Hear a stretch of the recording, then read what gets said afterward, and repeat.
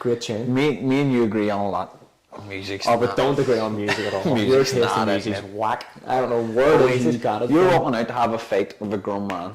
Exactly, a grown man. Thousands of people. You're going to walk out to Stormzy or something. 100%. Exactly. You're going to walk out to 14-year-old. Yeah.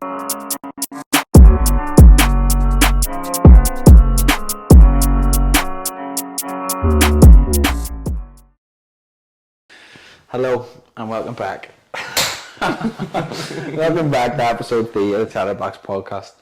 Today I'm joined by one of the hardest men in South Belfast, supposedly, after me.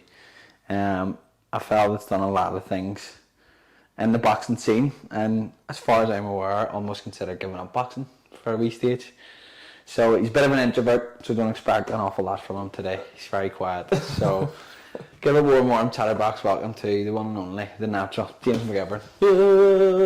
Let's go. You done some research on me, have you? Mate, done a bit of research. Jesus. However, I am $1 million. I'm happy, I'm healthy, I'm doing well. Fight last week, 2 weeks ago, Last Friday. Last Friday in the Odyssey. How'd it go? I went as well as I possibly could go. Well, to be honest, there was a lot of things went wrong before it. You know, every time I fought, I've always said something's going to go wrong. Whether it be someone pulling out, someone not making the weight, shows getting cancelled, these things happen. And this one, everything was going so well until the weigh-in. And I went in and went out happy days. It was advertised me on the main card. It was me, Murph, Conor Quinn and Pierce O'Leary. It looked to be was going to be the main card. Mm-hmm. Went to the weigh-in and asked for the running order so I could let people know what time I'm fighting at. He says, you're in at 6 o'clock. He says, what? It starts at 4 and I'm in at 6. And I'm halfway through the card. And I went, yeah. And I sort of went, what the fuck? Because hundreds of people bought tickets. It was on Friday night, people finished work at 5. Mm-hmm. How are they getting there for 6 o'clock? For 6? Right, what the fuck? I was kicking and screaming, but I wasn't signed. I'm not signed to Queensbury as we are speaking. So they were like, we need to get the Queensbury fighters on TV. TV coverage started at 7. It says, well, we need it to be on TV. So I'm like, fuck, it is what it is. You have to deal with it. Went to the fight, started warming up, did the full warm-up. A guy from Queensbury came in and says, your ring walk's cancelled. Just go and sit beside the ring. And as soon as the guy before you's done, get in. Fucking hell, what a disaster. He says, we're running 10 minutes behind schedule, your ring walk's cancelled. Sorry, it is what it is. I says, alright, okay. So I walks to the ring. What was the walkout tune? Roll of It by Oasis. Great tune. Me and you agree on a lot. Music's but don't agree on music at all. Your taste in music's whack. I don't know where it is you got it. You're walking out to have a fight with a grown man.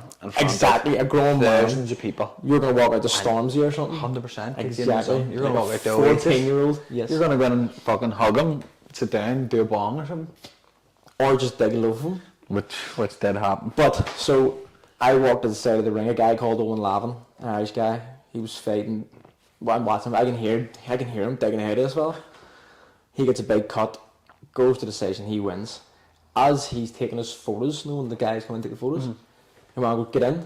And I went, that's a bit awkward, isn't it? And I look up, the guy's in the ring, and I go, what the fuck? So then I jump in, and he's taking photos and doing an interview, and I'm just banging about in the background in the ring. I was going, this is all a bit mad. But once the bell went, it all started to go well. After that there, it was all Gucci. What do you fight at? What weight do you fight at? That fight was at lightweight. What is? I'm in kilos. Kilos 61. What are you now? Sitting at? About 70 something? No.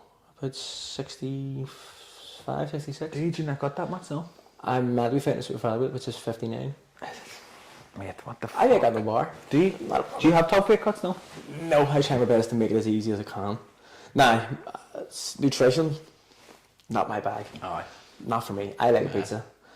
But it's a part of my career that needs to be a lot better. It's a job, isn't it? Now that, without revealing anything, there's a contract in the post, so I need to be a bit more professional about making weight and stuff like that. It's something that I have got away with my whole career. Like, I'm not good at making weight. Did you ever miss weight? No. Never in my life ever missed weight, but the way I make it in But it's just awful.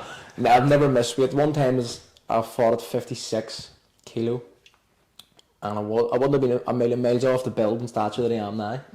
So you can imagine how tight I was getting it. And I won the All-Irelands at it. And then I was set to fight the European under-22s in Romania. And at the training camp back in downstairs, I phoned the coach, man, and he talked to me in the hotel, and we were down to reception. And I went, I can't make this weight. He goes, what do you mean now, man? We're 2 weeks away. I'm 65 kilo. I can't do it. And he goes, what do you mean? I was like, I've been trying. And the way that I was doing it was starving and just dehydrating. You're only going to lose a certain amount. You're not going to lose as much as you can, if that makes sense. He says, I'm not going to be able to do it. And I went, okay, well, we're going to see the doctors and nutritionists and blah, blah, blah. And I went in to see the doctor. He says, your body's starting to eat itself. You're going to die if you do this. Fucking and like, you see when he said it, the other people say, I'm dying making the weight. And he's like, I'll be right. He's like, no. You'll cease to exist, you'll be dead. I was like, right. But technically speaking, that's the only time I've missed weight. I didn't miss it on the scales, he just says I can't make it. So what did you just have to pull out? Just cut me from the thing, went out, you're gone. I was trying to, like, me and the guy, there was a guy at 60, Don Duffy, good mate of mine. And he was making the weight sweet. He was lighter than me. And he says, I'll go down, I'll go in 56, you go 60. And we're like, can we do that? And I was like, no, it's not happening. He says, why should, and to be fair, they're right, why should he have to suffer? Because I'm a fat cunt. Because I'm an agent. What was this, on the Ireland squad? Yeah, it was in the Ireland squad. And what did they cut you? Just gone. So you go home. Get out the fuck. Away from Dublin and back up north. And the next year I was back again. Next year we're doing the seniors and I was back. I was about to fight at 60. They actually hooked 60 from the Olympics. Which I would have qualified for the Olympics. 60 was that the goal? I was on the bar. We had a big board down in Dublin of like the Olympic hopefuls, if you will. And my name was there. Like I was there, had to qualify. And then the hooked. I just pulled that down, it's going to make a big noise in it. Oh crap. They hooked 60 out of the Olympics and made it 63 and a half. So I went, I'll have to go 63 and a half because I can't go down. Won the All-Ireland 63 and a half. And then we went to the European Olympic Games. And I fought a guy from Armenia called Hovanas Batskov. He was world champion or European champion at the time. A couple of whiskeys in me. But then our coach, John, he goes, see when you walk into the tunnel, you're in blue, so he's going to have to walk first to go to red. He says, go get before him, stand in the tunnel, stand back, don't let him walk past you.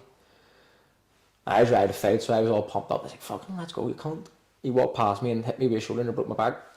He felt like a house. Was he massive? So I went in at 63, I was like 62 kilos, fully hydrated, stones in my pockets and that. And this cunt, I swear to God, he was built like this fucking extension, he was huge. Was he a big bastard? And he walked out, hit me, he didn't do it purposely, he just brushed past me, and I nearly broke my knee. Jesus, right, okay. So then our coach he goes, just stay tight to him. If you stay tight, he can't hurt you. No, because you're being close and they're bent arm shots, they won't hurt. And I went out to a bar. Went in the first round, I ran about. It was like Usain Bolt in the first round, but I was grand. The first round I was sweet, and then he started laying on me and hit me. And I only said, I've never had my balls punched in. At my bit cunt me. He beat me up. So made it big. What would you say he weighed? Easy 67, 69 kilo probably. He was humongous. And his arm, I swear to God, I've never seen arms like it. And he was hitting me just like that. He hit me in the side of the head and broke my toe. It was ridiculous. Like, he hit me so hard. He actually hit me down. Like, Harry, big fucker. Over the top, massive. Was he? I Google him after. There's a cunt. I'd put a photo of him. I would don't, because a few people might get just for contact. They get night terrors. His body's humongous. But he hit me a dig on top of the nose. Aye, makes your eyes. I couldn't taste or smell 2 days after. I think this fella beat COVID into me. That is awful. Jesus, blazes. I enjoyed them days. What's he doing next? He's still boxing? Is he pro yet? He went to the Olympics. I think he might have won bronze or something at the Olympics. And I think he is pro. But there's some funny thing going on where you can be both. I don't know what's going on. There's boys that are fighting in the Olympics and are fighting pro at the same time. I don't know what's going on. See, once you turn pro, is that the Olympics gone? Can you not go back? I think the rule is, and I could be wrong, that you have up till 5 professional fights to change back to being amateur. Once you pass 5, you're pro and you can't go back. Is it common for people to swap back now? I don't know. I could be wrong. I could be wrong saying that. I think there might have been some people that have. I think in Ireland some people did it. I couldn't name the names, but I'm nearly sure someone had turned pro and then had 2 or 3 fights that fancied and went back down amateur again. Did that loss push you away from going to the Olympics? No, it was just, well, as you said about me stopping boxing, that's whenever all this mad shit started happening. It was up in weight. It was down in Dublin. I didn't like being down in Dublin. Me and one of the coaches didn't get on very well. There was guys that were getting, I was beaten, were getting picked ahead of me, and I was like, fuck, I'll just stay ahead of them. Aye. I've heard this from a couple of people, a couple of boxers, a couple of friends and whatever. Is there a lot of favouritism down in Dublin? Ridiculously stuff. Nah, it was worse back in the day, it's not as bad anymore. It used to be a saying that if you're from the north and down south, you're already around down, or you have to knock them out to get a draw. Aye. That used to be the same. I don't think I ever experienced it that badly. There was a couple of times, a few decisions went the other way that they thought shouldn't have, but not blatantly, not anymore either, I don't think. No. Not as much. Because there's so much media on it now. Like back in the day when there wasn't as much media coverage and there wasn't as much social media, you could have a couple of wee things. They probably did do it a lot worse than what they did with me, or my sort of age group or era. But I don't think so. It's not as bad as it was. No. I want to come back to you near giving up boxing, but I want to kind of go through things in order. Go ahead. When did you start boxing? Child? I think it was six-ish, 6 or 7, so... Your dad was a boxer, wasn't he? No. No? My dad trained, I think everyone in the market in the Arm Road in Strand has been to that boxing club at one stage in their life. Everybody's put their foot in it. Once. Everyone's been in it. So my old fella would have been in it, but he was very much Gaelic football and hurling. Aye. Superstar Gaelic football. Was he? Played for Smallaghies, won championships, played in Ulster, he was lethal. That was very good. And that's the way me and Jack were both going. We were both going that road and we started playing soccer too. But then, as a nipper, I wasn't a dick, like, but me and my mates used to just fight each other for the crack. I think everybody gets it, mate. Not in a bad way either, but just no. Bored. Do you want to have a fight? You just fought, mate. Especially come working class area, yeah. Mate. Like, I think everybody's over the same. Football, mate, and over fucking dopey things. And yeah. I remember fought, my mate. cousin Dackie. Know Dackie is? Yeah. We were fucking about outside Lorry one day and found a certificate for W5. And we didn't know what this was, but I wanted it and he wanted it, so we had a fight. Over a W5. A full-on fight. I think I bit his arm and took a chunk out of his arm. I bit a couple of people in the day. I remember I was fighting, do you know the Smalkies Primary School? It's directly across the street from me. And I used to fight with this wee fella all the time. And I used to punch ahead of me. I used to run home, cry my eyes out.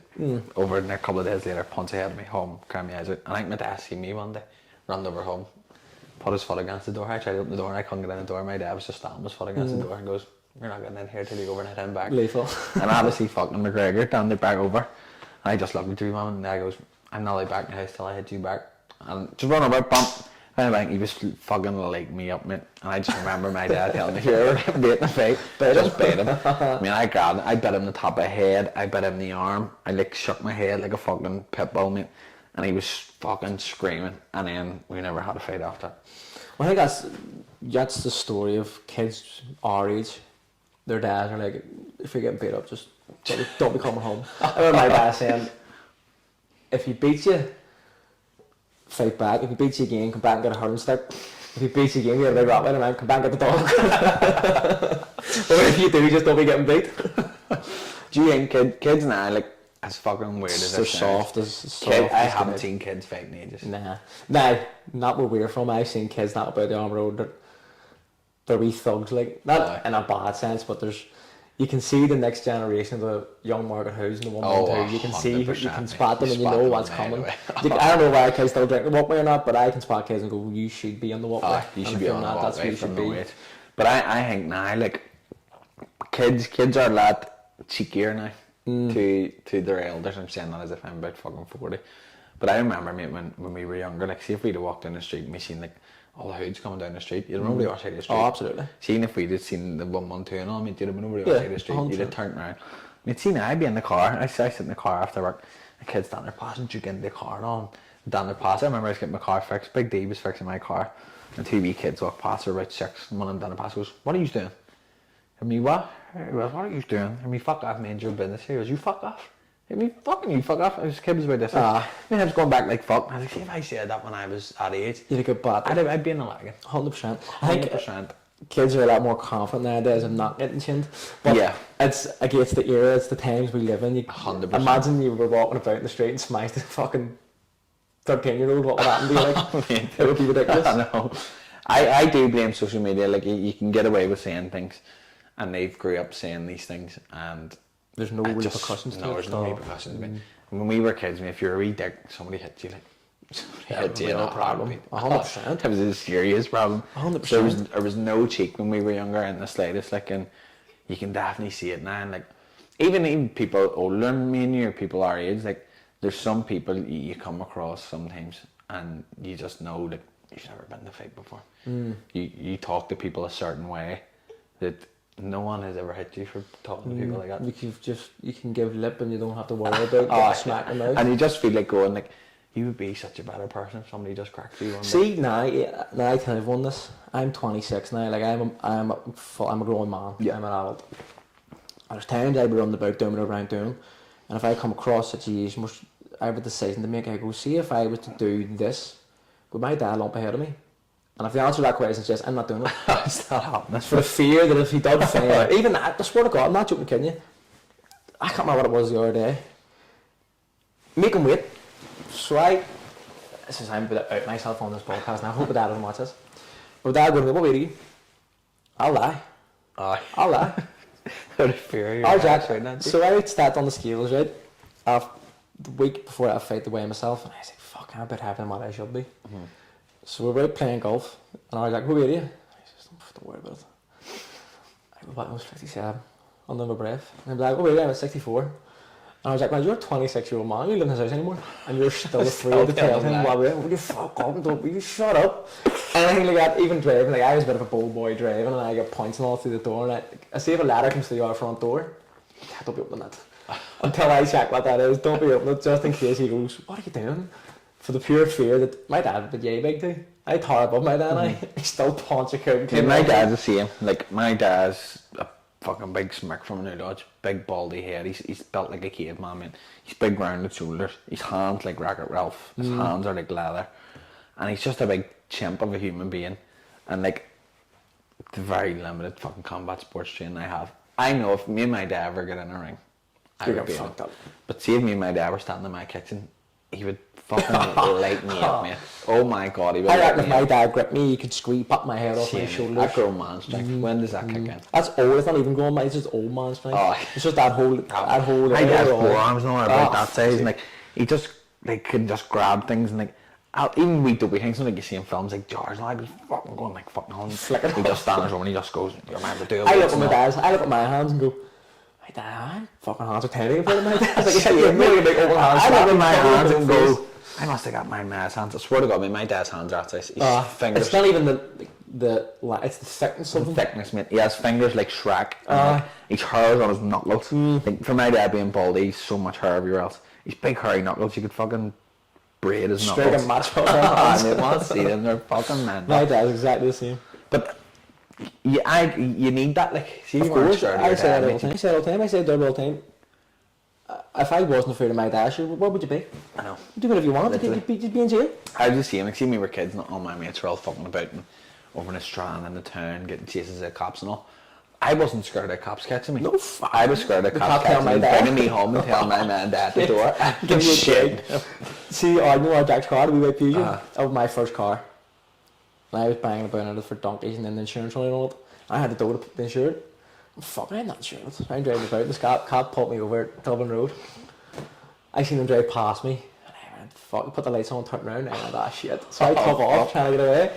And eventually there was 3 or 4 of them ended up, and they went, is your car insured? And I says, yeah, definitely. And he goes, can you prove it? And I was looking and going, bluffing.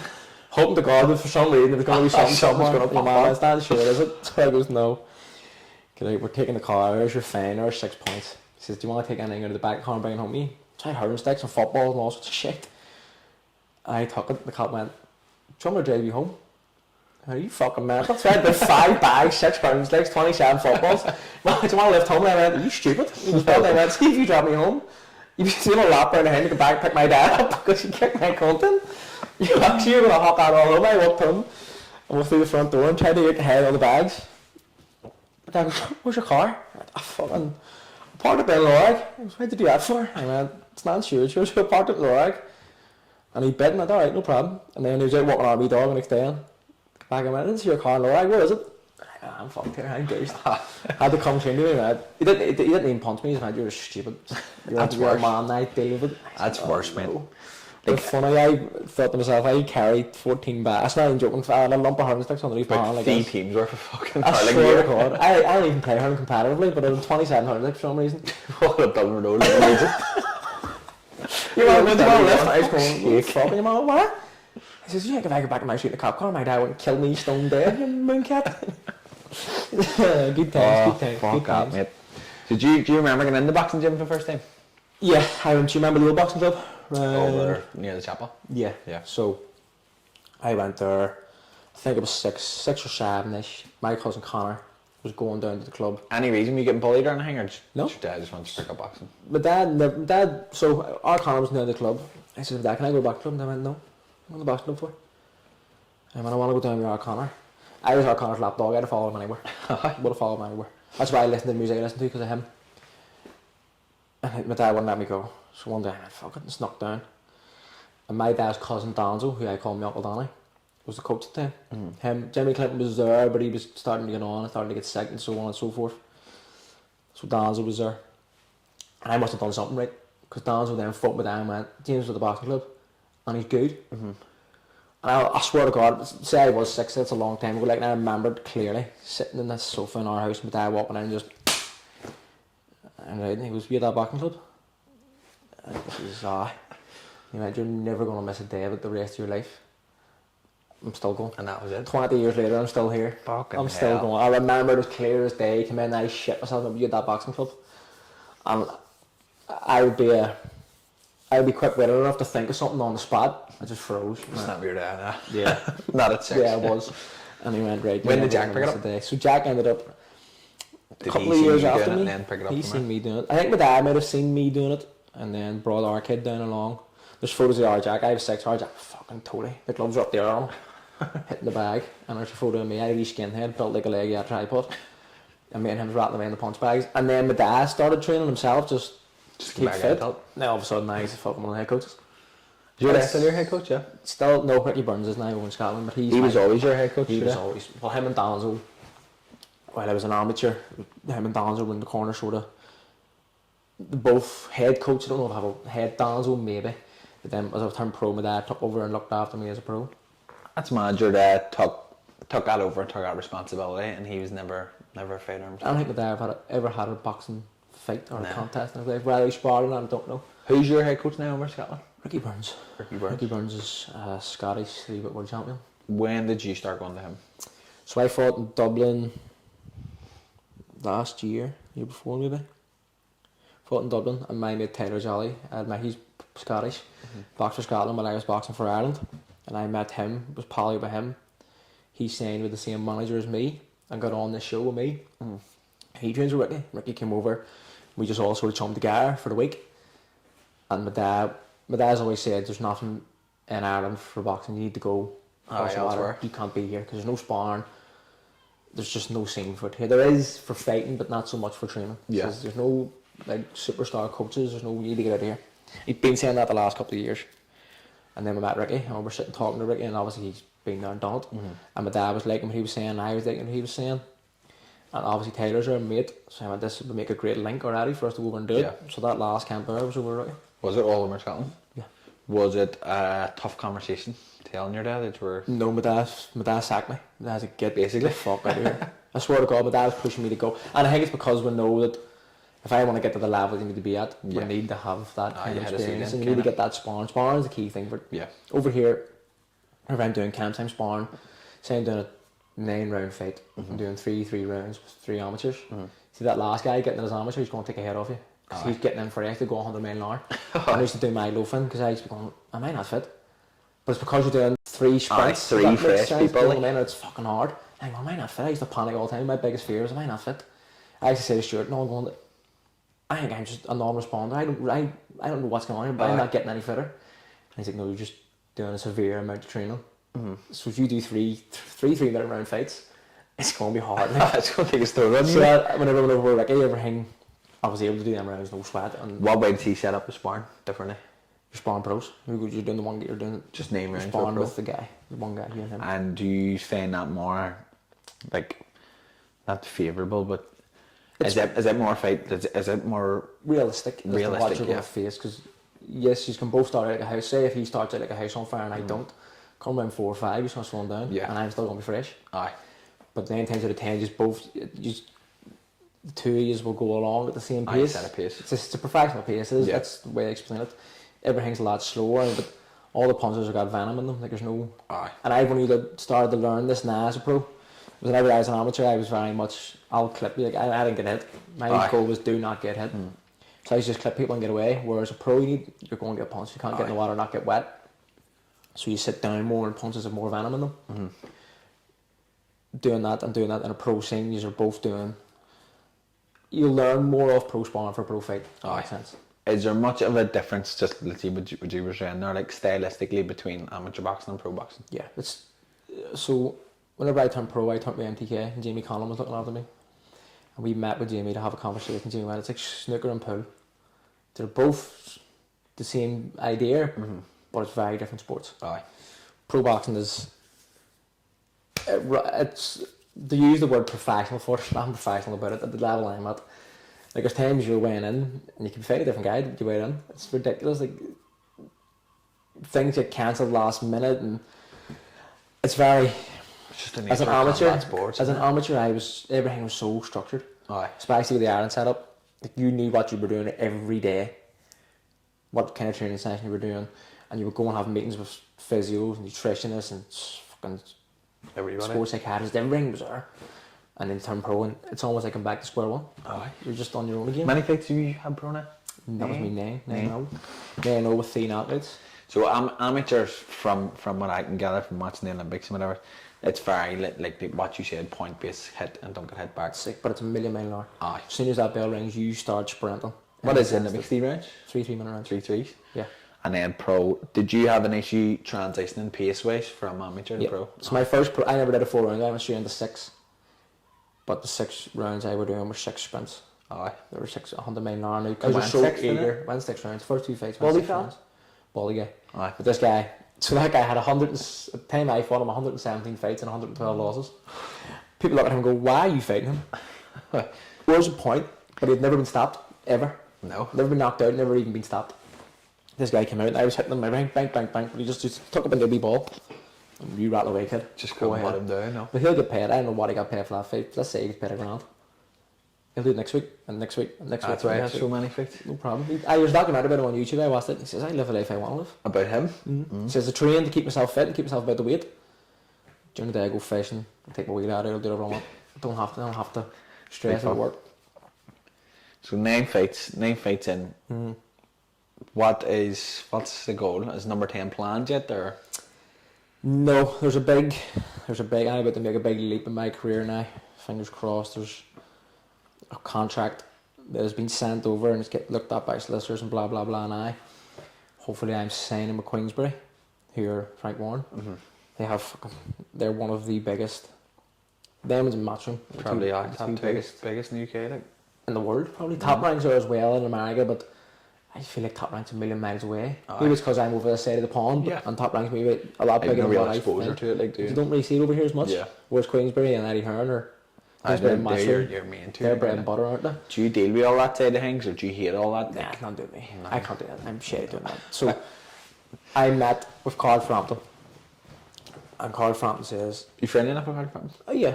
Nah, but I wouldn't go to his house for a cup of tea, like, but we would speak to each other. And he's been good to me in the sense that he went. Had a meeting, me and him and Dad had a meeting.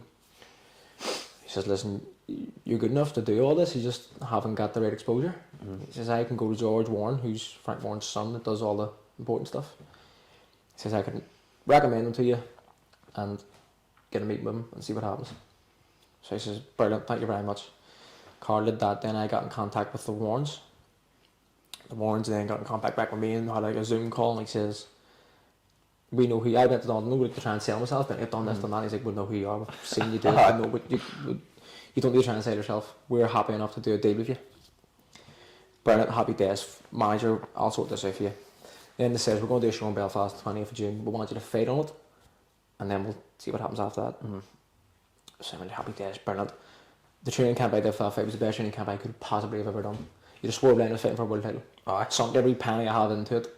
But I need this to be the best fight I've ever had in my life. You just know the repercussions it has if it goes well. If it goes well, it went well, it couldn't have went any better. I actually texted George Warren after the fight, "Man, listen, thank you for the opportunity to fight at home, blah blah blah." And he went, "We're getting it done, we're going to get a deal done next week." Delightful. In terms of exposure, do they mean like exposure on the boxing scene? Are they like social media exposure, following, audience? Probably both. A mixture of both. Mostly the boxing scene. So all them cards I fought on that are not with the big promoters, you don't see them as much. We see them here, but in England and the rest of the UK and even further afield, you don't see them. Yeah. Whereas if you see a Queensbury, prime example, see the video of me knocking your man out? Aye. It's got 300,000 views on their Instagram, Aye. on their Twitter. I looked at all these analytics because I was going, fuck, am I popping off here? I need blowing this up to be here? fucking going worldwide. And I was scrolling through all the Instagram and they'll say like 70,000 views and 80,000 views. I said, bastard, have 300,000. I was going, happy days. Now on Twitter it was sort of similar. It was like 1.2k there and this thing had like 70k. So we're fucking laughing We're here. getting somewhere. So that exposure, it comes with its pros and cons too. The pros obviously that. The cons are everyone's calling me a scumbag because I hit this guy left hook. Me and Johnny were talking about this. What annoys me about it is I went to comment to people, you don't know what you're talking about because you've never been in a fight. Don't come Did the to me. commentator say? No, the people on Twitter. The comments? People on Twitter going boogaloo because I hit him a left hook and he stiffened and then I hit him an uppercut and I went to hit him. I missed the right hook as he was going down, but I didn't know he was out until he hit the back. No, So literally. I was just throwing them punches You threw regardless. 3 punches in a second. Yeah. And So people on Twitter are going, why did you hit him the last one on the way down? Conor was going to get you. And there was another guy who was like, that rat knew he was out. Why did he throw it again? And I'm this morning, I'm going, I'm fucking going to reply. Clearly you've never been. I was out with Stephen Bray and all Stephen Bray going, I'm replying to him and I don't worry about it, just leave it. I woke up the next morning, he's playing going, you don't fucking like it, don't watch it. What's going on? No. But I suppose with boxing, you're alright in that sense. I'll not see it as much. Obviously with like say MMA, like cunts hit the deck and you run down after them. Exactly. But your job is to hit somebody until they hit the deck. 100%. And that's it. Like. And I didn't see the two that knocked him out. The last one was coming regardless. Aye. I didn't know he was out until I seen him hit the deck. The way I seen him fall, I knew he was out like a light. I knew it was over and done with. But until I seen him bounce off the camera, I didn't know whether the first one I hit him, he stiffened. You see it when he plays stiffens. Yeah. You didn't know whether you stunned him or he could have been playing what possum. happened or fuck all like and. So the other two were coming regardless. Aye. Now there's a video of it in slow motion and it's bad. Oh, everything looks bad in disgusting, slow like, motion. Like it's- fucking VAR and football. I mean, everything looks 1,000 times worse in slow motion. But full speed, you catch him, bump, bump, bump. There's and no then this stopping boy that. hits a deck. There was no stopping that at all. No. But that exposure we're talking about is, even though they're saying you're scumbag, this, that and the other, it doesn't matter because exposure they're at the end of the commenting. Like Queensbury may be saying this and going, this is what we need. Yeah. Nah, that's called spade a spade. That could have easily been me laying flat in the deck. Oh, when you're in these 100%. fights, no one, like that punch I threw to do that, I didn't know that was coming. No. That was just pure reaction. Yep. To him throwing a punch and me throwing. I think that's the issue with a lot of people, like, not the fuck that I would know, like, but people think when fighters go into fights, like, you're planning 100% of what you're doing. It's all reactive. The majority of it's reactive. I don't know what I'm doing in there. Yeah. If I asked you, like, see, You have a rough idea of Yeah. what you want to do, but and this is why people ask all the time, like, have you watched this guy fight? I don't watch anything. no. Because say I'm fighting you and I watch what you do and you're completely a come forward fighter, ball forward, don't take a backward step. Then me and you fight and I rattle you and you go, that hurt. And you go on the back foot all of a sudden, what am I going to do? And I'm standing there waiting on you going, come on, what are you doing? You're meant to be doing this. So I don't watch what they're doing, I just focus on me. If I'm able to do what I know I can do, it don't matter what the fuck they do. And just react. If I'm sharp enough and I'm switched on enough, whatever you do, it doesn't matter. No. The only way I come forward and do whatever you want. If I'm able to do what I can do, then Yeah. if you beat me, you beat me. You're better than me. Yeah. It's that simple. Has there ever been a moment in a fight where you felt like, this guy's going to beat me here? Other than that big fucking Armenian? Professional, no. No. Amateur, yeah. There's been a couple of times as an amateur you Do you know get your amateur record? hundreds and Hundreds? hundreds. I think we lost like, it's been the teens maybe. Aye. And I've lost a lot of good guys, which is good for my mental health. The guys that did beat me were all decent. Oh, good. But yeah, the fight not far I knew, like in the last round, the coaches might just go out and basically don't get stabbed. And I went out knowing that I was probably losing just like cross country. Like I was doing Speedy Gonzalez around that ring going, do not be getting stabbed here. Aye. Because he was just so much bigger and stronger than me. Like I was just hitting him and he was just going, no problem, walking down. Aye. And then when he was hitting me, he hit me here and I could feel it in my toe. Oh Jesus. Just not when you worth get it. hit and you feel like you feel it internally. Does that make sense? Shakes your bones. Like, you know when you get hit in the head, you feel it in your skull. And he was hitting me, and I was going, oh my god. And that's just him, me hitting jabs. I was like, fucking hell, this is really hurting me.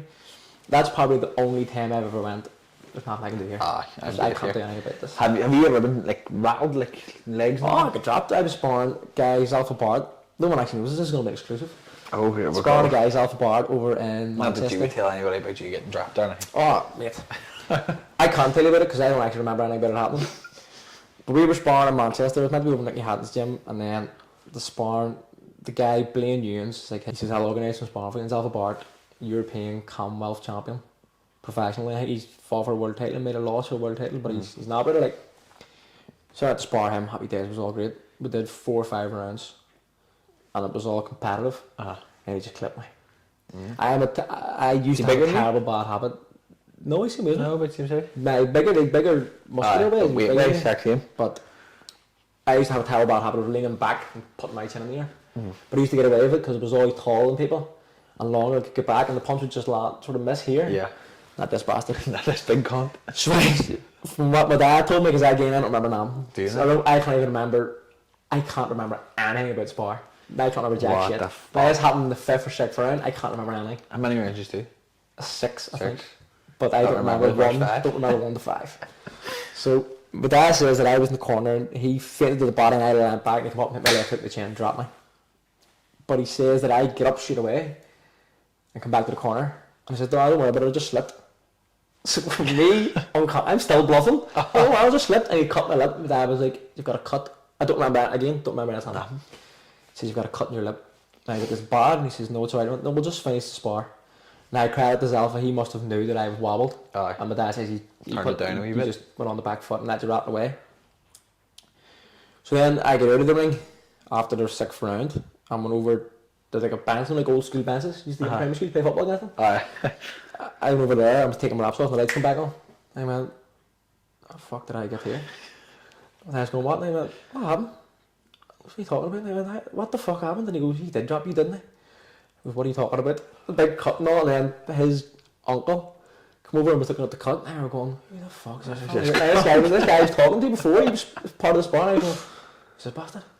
And then his Alpha went, we want to get a photo together, and I was like, what the fuck is going on? I hadn't Scooby-Doo what was going on. Mate. I get into the car, we're driving back to the hotel we're staying, and the dad says, you asked me 17 times what happened. And I've told you 17 times, you just nailed you. Did you ever get whenever you're blocked, and you know you're blocked, and would you have here, by the time it gets to here, it's not the same thing that was up there. I remember sitting in the room going, so what, just stop talking, so you're talking rubbish. And they get in, got a cold shower, and everything came back to my senses then. And I tippled him, and I can't drop me. But I said, Dad, what did I do whenever he dropped me? He says, you straight back up again, they kept fighting. And I said, well, happy days, at least now I know if I get nailed. If that ever happens, I'm sure. What I think it is, and honest to God, this is what it is, it's just embarrassment. It's an ego. Because I'm that arrogant. 100%, I go, mate. oh no, get up quick. No, that didn't happen. But he said, you get up, you get on, you were grand. But I've been buzzed before, and it's a weird feeling. I swear to God, I can't. It's happened to me fucking a couple of times, like, just in sparring. I sparred a big fella in Lanka the other week, and fucking big dude, big wig, a couple of inches taller than me, but just a big fucking, I'd say well over 100 kilo, and he was just, he kept doing the same setup. He kept like faking like a front kick, changing the southpaw and throwing a big right hook. I seen it coming like 1,000 times. Just step back, let it go past me, let it go past me, let it go past me. And then he threw like a big overhand, mate, and it hit me right in the hairline. And I thought somebody took a photo of me. I just seen a flash. Big, I get big blue ones. I just literally went boom, and I went. And he went, you alright? And I was like, oh, we're sweet. Ego thing. I was like, we're sweet. We're sweet. Oh, you bastard, I'm going to get you back. Completely forgot about it, mate. He'd done the wee fake front kick, big southpaw right hook, and mate, it was like something in a Rocky film. My whole head just went whoop. See if I'd have done a 360. And I just felt my knees go. And then I heard the 10 seconds, and I just kind of stood. And then we touched gloves, and I remember just walking off the mat. I was walking off the mat like I was fucking 10 glasses of whiskey deep. My whole legs and all were going. And then later on that night, I was going, I was biting my teeth and all, and then I was trying to eat my Sunday dinner and all the next day. I'd eat my Sunday dinner all day on one side. I was like, I nearly got knocked out yesterday. I was like, that was fucking awful. That's a horrible feeling. Thankfully, I've never been like flat. Unconscious. I've never had that, thankfully. But I've had plenty of times sparring OP Paddy Donovan. What do you reckon? He's got a real good operator. Big beard? No, he's Traveller from Limerick. I recognise the name. He's fighting Lewis Crocker. they're the big them two are going to fight. And it's a big fight. But this constant arbiter like Were they slobbering before the press conference or weighing? not slobbering, but they were sort Bit of of a verbal? bit on. I think that's where I know him from. But the guy he's proper like. arbiter, real good. Aye. It's real smooth, real slick. And I went to spar him one time, first round. Overhand left hook and top of the head. And my they're seeing cartoons and people's legs turn into like fucking trumpets. My legs went boof. I remember going, oh no, this is the first round. Fuck. And then, are you alright? And I went, no. And I was walking, she like, they call them instruments because the people play like that. You see in cartoons, no people walking their legs like that. That's what I felt like I was walking. What do you like call this. that? An accordion. My legs went into accordions, I was walking like that. What the fuck happened here? But I was like, you alright? And I was like, I don't think so. But listen, see if you go through any career of combat sports and don't get smashed in the mouth, you didn't do it right. No. You're not doing it at the right level. You need to do it, if you're not competing at a level where you're going to get nailed like that, then you're not really doing it, are you? What are you doing? And suppose you've got this far and you're unscathed, like.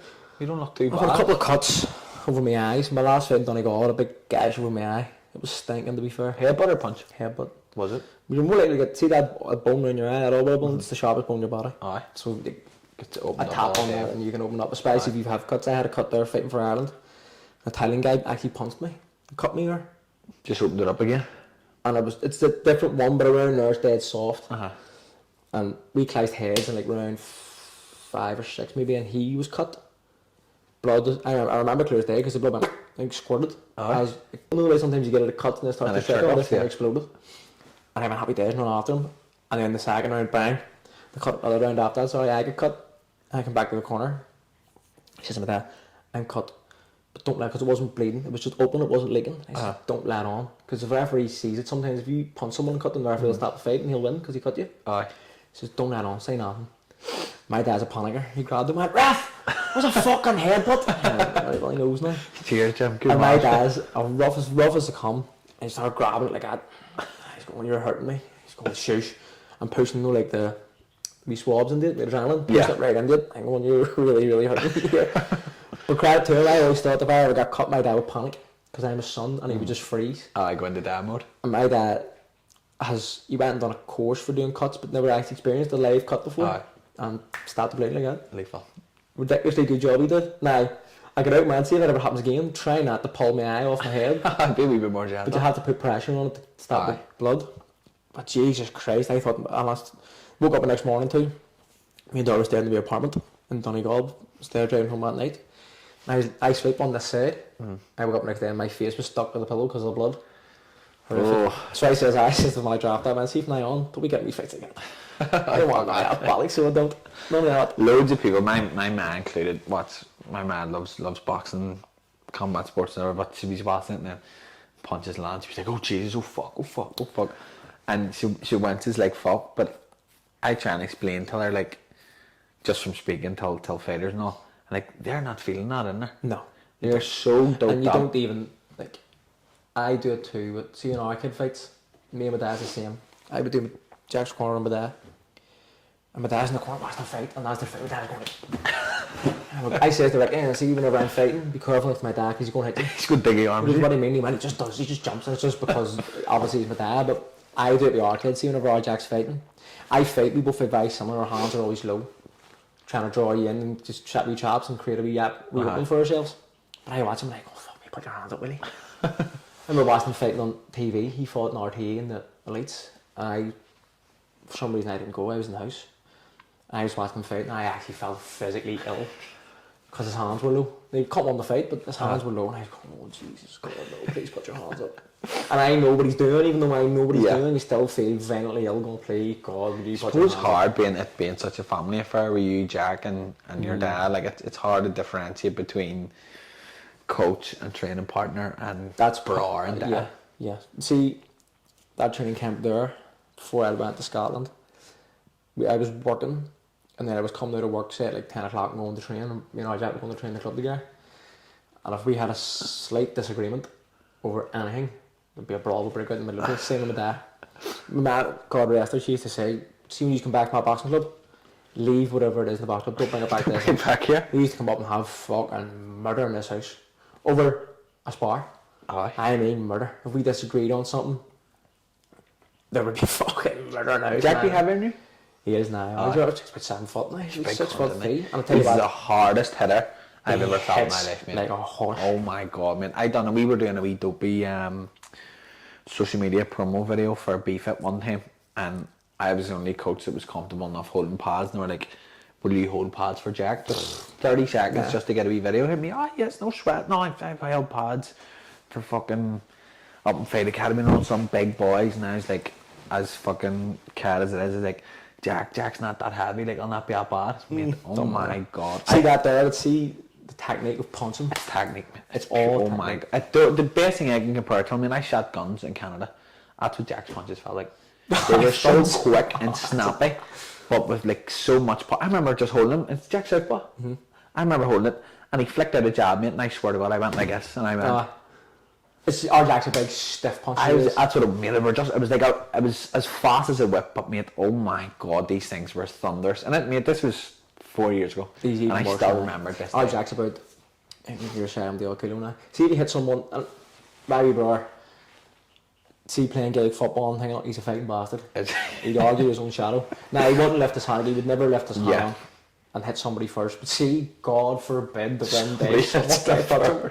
He's going to. I always, anytime we play football, like see if a perfect example, we were playing Gaelic, and anytime he gets into something, I'll run over immediately and introduce myself. We played it friendly, and there was some kid in this friendly. He was just a big dope, and the way he was tackling people, he was just basically just punching them, trying to win the ball. He was just punching them. So I went over and says, "You do it again, I'll fuck knock you out." And then one of his teammates would push me, so then I grabbed him. And you may stop. I was thinking in my head, it was all going slow motion. I went, "There's a big fucking agent in this pit somewhere, and he's coming." I swear to God, by 2 seconds, man disappeared. I swear, I never had his jaw. I had his top like that, and he just disappeared like that into my hand. And our Jack was in, he was on the floor. Our Jack went over and just buff, and your man just flattened on the floor. Oh my God. I was going, oh no. Jack didn't look, I call him, he just runs in, and but see the day someone lifts their hand to him, he's going to kill them. God rest him. I said to everybody, if anybody ever said to me, who's the hardest puncher you've ever felt in your life, by a country mile, it's Jack McGivern. They kept me up at night. Like, our Jack's build, he wouldn't be like, he's not a staffy big cunt, he's just long, man. But he's not ripped, shredded, and he's not short and stocky, but he's just thick. Does that make sense? He's just solid. He must have the densest bones in the And then when he hits you too, and very long arms, and every time he punch, he knows he's doing it. See what they do, he knows he's doing that. Like if you take him on the pads, especially for someone that isn't holding pads for him, just to do something. Just to let him know. Not this boy. This boy knows, and I think he takes pleasure in doing it. 100%. Why would you not? Like, he's no, but you don't. If you knew even with me, does it? His missus bought him wee pro fight 8 ounce Adidas gloves. See the gloves we fight in, mate? There's not, they're bare all. Like, the gloves you fed in, you need, like, in the Odyssey last week? Yeah, you need Harlan Wolf to hold these things on to get them in. Like, see when you do it, my coach will hold them and I have to push my hand in because of the wraps and all. And you're what are they? 8 ounce. Pro fight gloves. Mate, that's nothing. There's not 8 is nothing, oh my God. But then just put these on and man, take me to the pads, will he? No power. And my hands make my money. My hands are, I need these They're things. your tools, mate. His fucker's lump on that. Hit me as hard as he could. Like, is there something wrong with you? What are you doing, man? I have the biggest contract in my life in the post. What's wrong with me? And I hook back hand, see for southpaw, I right hook in the left hand. Because this one comes round, you get a lot of leverage in this punch. Aye. And big lump. And then hit me, I know.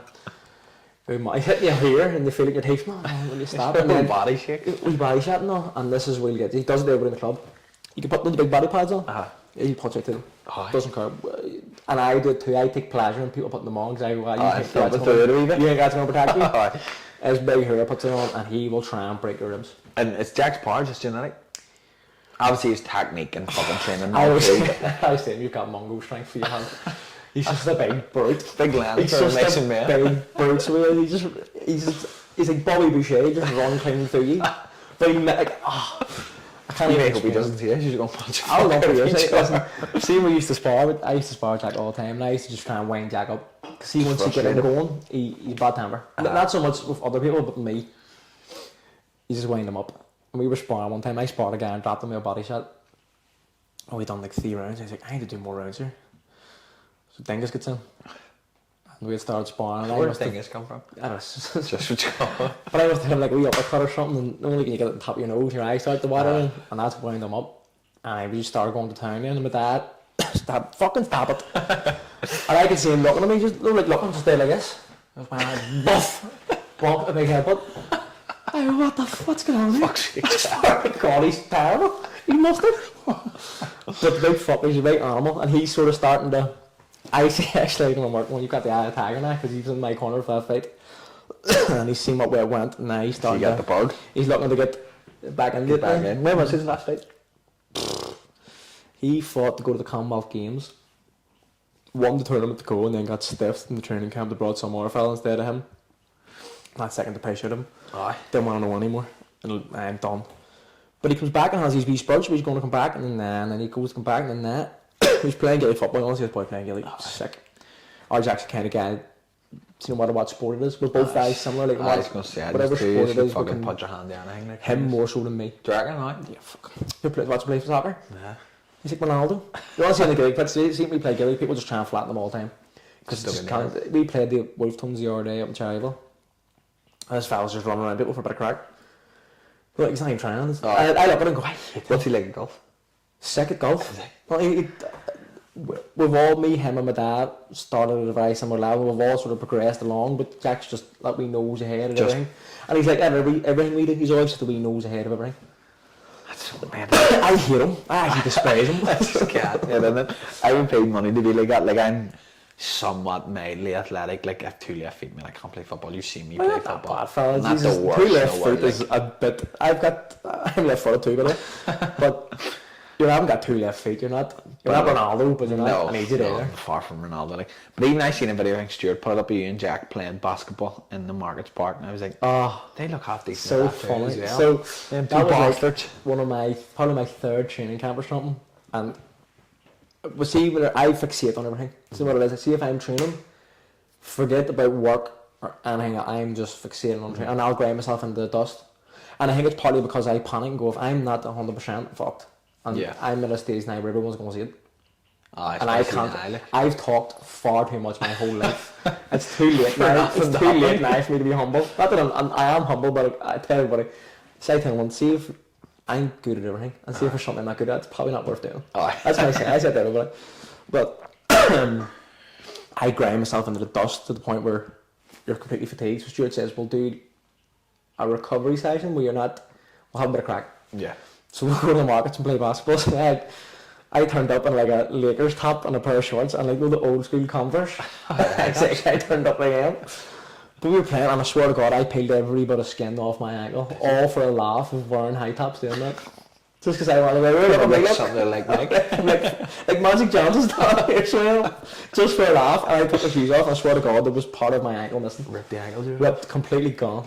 All for a guy. What about Stuart McGivern, mate? Amar's a genius. Mate, oh my God. Like, I, not to discredit my course or anything, I learnt more about coaching and just exercise in general, working with Stuart for the short time that I did in my whole PT course. He's just a wizard, mate. Of course. See, whenever I did a PT course, not to discredit it, but I did it, Stuart just went, just do what they tell you to do to pass course. Forget it. No shit. Load of bollocks. Actually great. And then you go in with this guy. You remember doing classes now? See, whenever I started doing fitness instructor in Lorag, this was fucking donkeys ago. Donkeys ago. I was doing like some almost like work experience in it. And then Walsey at the time says, go and do this course now, you can get a job in here doing this. I went on the course, and then I was like shadowing Stuart doing the classes and all. Every week, every class he done, we bunged our doors because everybody loved it. The fella's just I haven't saved my phone as doctor. He should have a doctor. Fucking genius, like his attention to detail, and he's so passionate about it. He's meticulous about everything. No off button, mate. No, his work day. He just has work. He doesn't have a work day. His work just goes 24/7. I remember one night we all went out. We all met up. I think it was just after one of the lockdowns, and we all kind of met up as like a kind of staff kind of retreat, fucking night out kind of thing. Once he had left that gym and all, and I've photo or video of it on my phone somewhere of Stuart McKean standing in the morning star in the entry, passenger entry, you know, the morning stars, with an umbrella teaching me how to do an Olympic snatch. Oh, you did, yeah. 11:30 at night, Really? Saturday night, standing outside the morning star, and Stuart's coming to me and all, we're hanging on. He goes, He gets such a hard on for "Bro, see when you get up here," and he's going on, he's going, that was such a good impersonation. "These need to go through." And I was like, I sit in black, and I was going, "Show me it again." I was going, "Show me it again." Stand the start. And he's literally starting this umbrella, and he's going, "Shh," and all. I was going, "This God just loves it." He loves absolutely loves it. And see, mate. I'm the polar opposite. I'm not afraid of telling anybody that I hate training. I don't like training. Same. I love fighting, and I always say I wish me and the guy I'm fighting could just meet up and go, "You don't train, I promise I don't train." We'll just show up. and we'll just have a fair day and see who wins. And obviously it wouldn't be so much of a spectator sport after if you were to do that, but there's people like him love training. Loves it, mate. Love Absolutely loves See, sport. Ricky Byrne, my coach, you want to see us contemporate? Aye. Do you ever see them high rocks things? Aye, them This boy CrossFit does things. this. He does them day after day just for a bit of crack. He said to me, "You're doing high rocks training camp on Saturday." He wants you to do high rocks? I did it. He says, you're going to do it on Saturday here. Or like a Swear high to rock God. section, or? Friday I was trying to injure myself. I'm punching Running the I'm walls, punching no? bags like I don't want to fucking break a finger or something. I don't want to do I it. don't want to do it. Showing out and play basketball with you. The next morning though, I get up and see the way I fuel, the way I act for doing that high rocks. You would swear playing ice fight for World Health Fit. Aye. I followed my protocol that Stuart and Thomas would be. Thomas Clark then has made me nutritional. Eat this at this time, eat that at that time. Don't have any more carbs or anything like that after a certain, like it was right down, it's meticulous. I had that for the high rocks. For a high rock section. Because I swear to God, I was shaking my nerves. And I actually love doing it. Because tough, isn't it? It's tough, but you're constantly doing something different. Yeah. What is it? It's 8 exercises with 1k run. in 8 between, exercises, basically. 1k run. You do a kilometre run, you do 1,000 metres on or 500 metres. It's like a 500 on a skier, and then you do another run, and kilometre then a run. kilometre in a row or Then you something. do a 120 kilo sleigh push. And then the Kilometre pull run, after. then you pull it, then you do a rower, run, farmers carries, run, lunges, run, wall ball. The area wall balls are killing. Mate, he said it to me and I was like, "Why are you doing this?" I know. And he goes away and he'll go away and I'll do them. He went I out, would do he one of went them out. before I do a marathon. But a marathon's just... See, Oh it's my like this so 100%, and the God. reasons why I would hate doing a marathon is because I would get it's bored. just, what are you doing? Mate, Like, the ADHD would kill me, mate. Like, Stuart running. has me doing 10k runs in like the green zone or the blue zone, whatever it is. Which, like, if you're gonna pull, you walk. That's Aye. how low and slow this is. I can't do it. Killed you. Can't do it. Because see, if I'm out running, I'll start to daydream. And if there's someone in front of me, I'll go, "I have to catch him." I need that's a See what I'm race. saying? I need to get Mate, to that's that me. lamppost in 5 seconds, else I lose. I do this. I don't know why it's ADD or what it is. Wait, see, when I'm in the town or I'm walking anywhere and somebody from behind me walks past me, I go, And catch that cunt. "Is he think he's a faster walker?" What do you think he is? I was seeing. And then I'd be going sweating all these lies into me, and then as soon as I pass him, I go, "Wanker." I go, "You're not," and then I'm like, "Why do you do that to yourself?" Yeah, Why do you do that to I do. yourself? In Scotland, I do track run for my conditioning sessions. And the last one was a 10k run, and he was like, "You go and do this, do you want?" I was going to do the track, and I went, "You know what? I'll go to the track, just do the track, get it over and done with." But it's open to the public. No way maybe people used to pay. Yeah. This thing's open to the public right away. I had it at 5 o'clock. Fuck me, father, this thing was like a jungle. There's kids on bikes on the track, there's people walking around it, people pushing prams around it, some kid in a scooter. I was tipping along around the outside of this track, and then there was people doing like 800s or 400s inside. Yeah. And they're running past me, and I'm going, I need to catch start a this. daydreaming, and next thing you know, I'm doing 800s with him. It's like, "Well, what are you doing, you idiot?" And it's not even that I'm like, I need to beat him, I'm competitive. It's just, I see him go past, and I go, "I'll catch him." This is a race. Yeah, this is a race. It's now. almost like a dog. You see greyhounds, when I see that wee thing going on. That's me. like I'm like, what? I'm gonna follow that to it now. No, it is. It's brutal, mate. Like, I think that's just engraved in fellas. 100%, I mate. think that's just in our DNA. My ma, my sister, Ellie, like, they've no competitive nature whatsoever. And my dad does, mate. My dad's fucking wild for it. Like, we do like a wee family fucking darts tournament every Easter. We go away at Easter down south or whatever for a couple of days. And there's a wee trophy and all for it. Proper full shebang, mate. I'm handed doing darts too. Don't juke him down, you fucking mate everybody. I'm throwing darts at people. Me and my dad went down, and we obviously all went down. We were playing, and me and my dad got each other in the final, and I'm near sure I beat him, and So we never spoke now, by the way. Oh, I very let him careful. watch it. You're right, fella, don't And he stand by the door and I went, and we never spoke for hours. Never spoke for hours. My mate goes, "What are you getting on?" And like it's just not in them. Or see if me and Ellie's doing anything, and she says like she'll say something like, it would be awful hard, and I go, "No, it wouldn't." She goes, "You couldn't do it," and I go, Mate, "What? Don't kill me." Have you watched that thing about the Dallas Cowboy cheerleaders? No, I don't think so. It's a good show, you should watch it. But me and Darla watched it, right? And they're doing their training camp, and it does look tough, but they're dancing. And all coming in going, "Oh, I'm so tired." I go, "What do you mean you're tired?" You come with them going, "That would be hard." I go, "It's not. You see what I do on a daily basis." Who cares? Why are we so we get tired? I don't know why. And I try my best not to be. Like, You can't help it. there's a lot of boxers that would be very like, "He's shady, fucking he's crap." I try my hardest to be very praiseful of other fighters because it's fucking hard. It doesn't matter what level you're doing, it's hard.